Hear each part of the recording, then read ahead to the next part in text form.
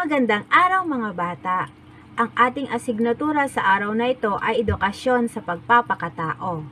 Halina at samahan akong talakayin ang tungkol sa pagkakaisa sa pagtatapos ng gawain.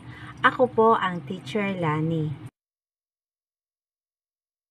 Pamilyar ka ba sa kantang No Man is an Island?